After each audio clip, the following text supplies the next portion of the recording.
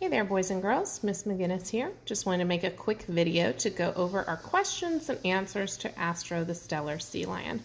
We started reading this book last Friday, and we read the beginning on Friday, followed by the middle on Tuesday, and then Wednesday was day 3. So I'm going to go over day 1, 2, and 3 project questions on Mayan so that you can look over your answers, make any corrections if you need, or just make sure you're understanding what we're reading. Remember, the purpose of reading this text was to still look at the photographs and see how those illustrations or photographs help us better understand the text. We did that in fiction text last week, and now we are looking at informational text this week, or nonfiction text, when we're understanding how the photographs still help us to better understand the story. So we're going to start with day 1, last Friday's questions. As we were reading pages 1 through 6, these were our questions. We want to know what happened to Astro and who found him, who took care of Astro and how. Then we wanted to understand what the reader could gain from one of the illustrations on page 1 through 6. So we wanted to tell the page number and then what we can learn from the picture and the illustration and the words in the article, And then the last question is, why did they want Astro to go back to the ocean when he could? Okay, so let's go ahead and take a look and see if we can find the answers to the first question. What happened to Astro, who found him, and who took care of Astro and how? So we learn Astro is not an ordinary sea lion. He's a stellar sea lion. He lost his mother when he was only a few days old. No one knows what happened to her. Luckily, a scientist spotted Astro hungry and all alone on an island off the California coast. The young pup was brought to the Marine Mammal Center, a place that cares for sick, hurt, and stranded marine mammals. There, on the first page, we found our answer to question number 1. Who found him? A scientist spotted Astro. He was found off the California coast and on an island off the California coast. And where was he taken? He was taken to a Marine Mammal Center, a place that cares for sick, hurt, and stranded marine mammals. So that next question is, who took care of Astro and how? So let's read on and figure out who took care of Astro. Astro was only 39 pounds. His new friends mixed up a special smoothie from ground herring, salmon oil, and whipping cream. Astro happily gulped it down as volunteers bottle fed him. When he gained his weight, his friends attached the bottle to the fence of his pen so he could feed himself. So, who took care of him? Volunteers at that marine center. How did they take care of him? They bottle fed him a special smoothie. So that is your answer to question number 2. Explain what information the reader can gain from the illustrations on page 1 through 6. Well, let's see. We've already looked at page 1 and 2. This is page 3 and 4 because they're considered double-sided. And now let's look at page 5 and 6. By the time he was 10 months old, Astro was big enough to join other stellar sea lions in the wild where he belonged. A satellite tag was attached to Astro's back so the Marine Mammal Center could be able to track the travels in the ocean. His friends took him to the beach where he had been found and set him free in the surf. Astro paddled into the foam, then a wave hit him. He didn't know what to do. He was scared and scooted out of the water into the sand. Guys, this is a great illustration to answer that question number, what was it, number 3? I believe it was. Yes, question number 3. What information can you gain from the illustrations? Look at this illustration. We see Astro right here. The waves are hitting and he's looking at his volunteers, the scientists. He's kind of confused. He doesn't know what to do. That is supported by text evidence because it says that he paddled into the foam, the wave hit him, he didn't know what to do. He was scared and he scooted out of the water. So it helps us to visualize what he actually looked like whenever he was scared.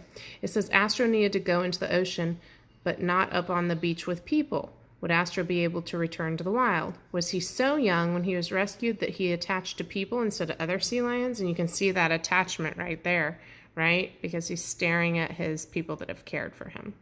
So if I were going to answer question number 3, I would say that page 5 and 6 helped me understand how Astro felt scared when he was returned to the wild. He didn't know what to do when the wave hit him, and he scooted out of the water and he stared at his caregivers. Let's look at number 4. Why did they want Astro to go back to the ocean when he could?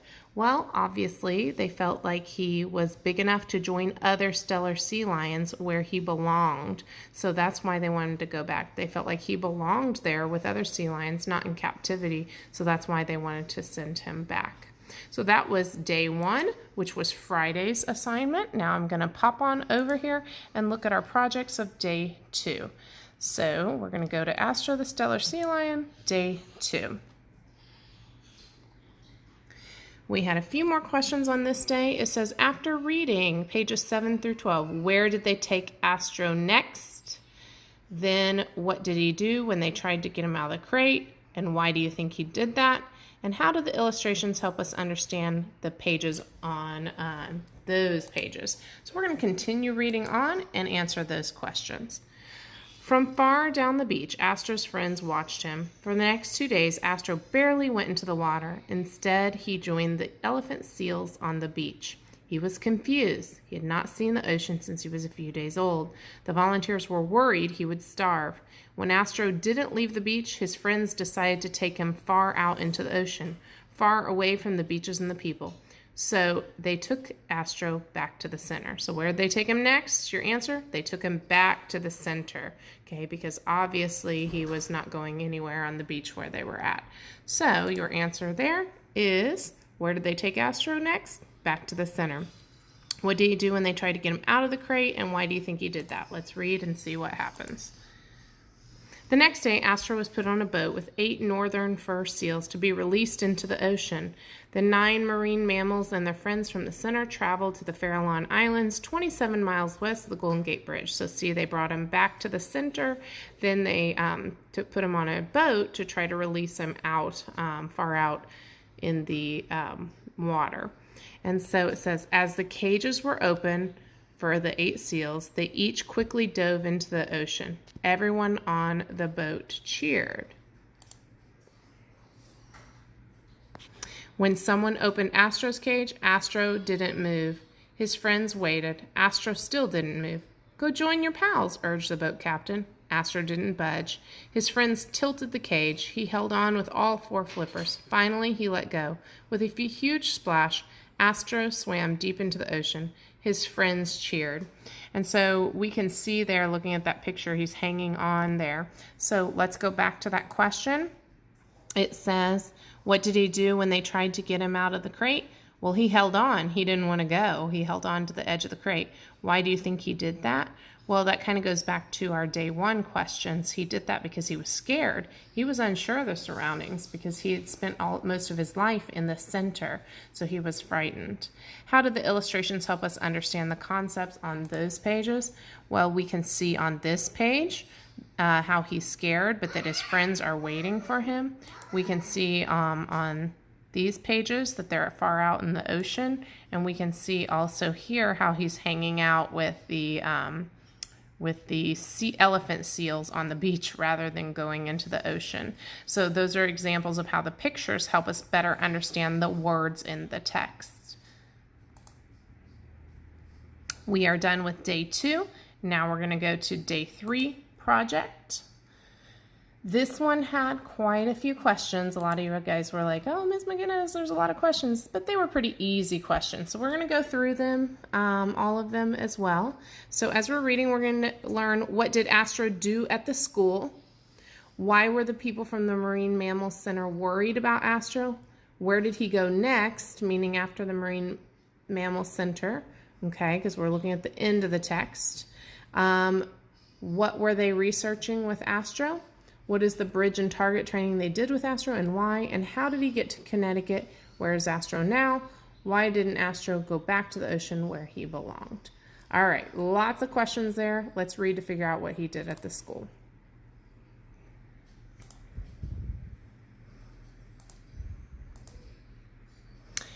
But But 10 days later, Astro swam under the Golden Gate Bridge and into the San Francisco Bay. He climbed onto a sandy beach in someone's backyard not far from the Marine Mammal Center. Once again, the people from the center captured Astro and drove him back to his pen. He seemed to be happy to be back, but his friends were worried. The longer Astro stayed out of the ocean, the harder it would be for him to live in the wild. So we find out there that he is not really wanting to stay in the ocean, right? Let's keep reading. After a few days, Astro's friends took him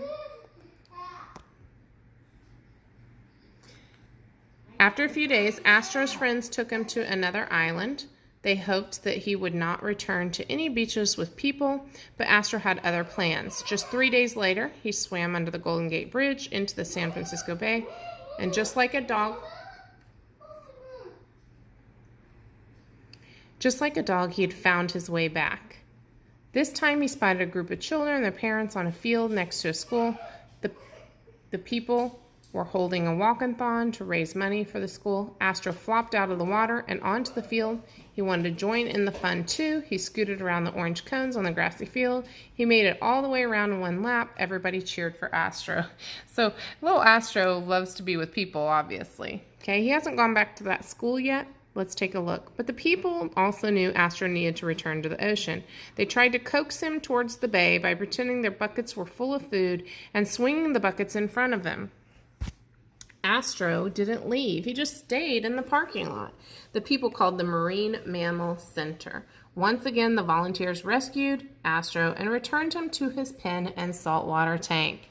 His friends at the Marine Mammal Center were sad, very sad. They realized that Astro could not live in the ocean. He'd been too young when rescued and had attached himself to people instead of stellar sea lions. He would just keep returning to places with people. So let's go back and take a look of what happened. We know that he had found his way back next to a school, right? So let's take a look here. What did Astro do at the school? So on these pages, he's at the school and he starts to play with them. They're doing their walk-a-thon, walking to raise money, kind of like the Cougar Challenge, right? And he flops out of the water up onto the field and joined in on the fun. So he's walking around the orange cones too. So that's what he did at the school, which I think is pretty cool. He was so friendly with them. He wanted to just hang out with them. Why were the people in the Marine Mammal Center worried about Astro? Well, so when we go to this next page, they're worried about him because they want him to try to go live with the other sea lions, but obviously they realized that he cannot live in the ocean because he had been too young to be rescued. So they were sad about that, right? They were worried about him because they were worried he wouldn't be able to survive in the ocean. Where did he go next? He went back. They returned him to the pen in the saltwater tank. That's where he went, back to the center, okay? What were they researching with Astro? What is the bridge and target training they did with Astro and why? How did he get to Connecticut? So let's take a look there. So now he's back at the pen and saltwater tank. They're sad because they realize that he has to stay there with people forever. He cannot be out in the wild. He must be in captivity. So let's see what they research and learn. He could not stay at the Marine Mammal Center any longer because it's an animal hospital, not a place to live. Astro's friends made phone calls to find him a new home. His friends at the center were thrilled when the Mystic Aquarium in Connecticut said that Astro could go there. Astro's first stop was a 6-month-long stay at the Long Marine Lab at the University of California in Santa Cruz. Since stellar sea lions are a threatened species, the scientists at the lab studied Astro to learn how to help protect them. They tested Astro's hearing and looked at how quickly he processed food. Okay, so let's go back to our questions there. What were they researching with Astro? Well, let's go back up here. Where did he go next? So he went back to the Marine Mammal Center, but then after that, he then also went to the Mystic Aquarium in Connecticut because he can't stay at an animal hospital. Okay, and then the question that follows that is what were they researching with Astro? So they were researching how to help protect them. They tested Astro's hearing and looked at how quickly he processed his food.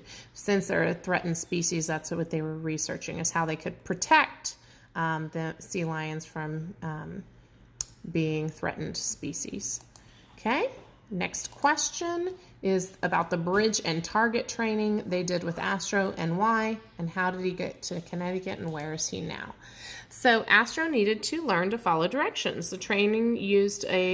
They used a training method called bridge and target. When Astro learned to touch the trainer's fist, which was the target, with his nose, the trainer would say good, which was the bridge. Astro connected the good with the right behavior. The trainer could then teach him to follow other directions. Wanting to please the trainers, Astro learned quickly. He was known for his fun personality and liked to greet school children who visited the Long Marine Lab. So that bridge and target training, that was to teach him how to follow directions. So that's where they would use their hand. When he bumped their hand or fist, they would say, good job. And that was to teach him to follow directions. So that is why they did that.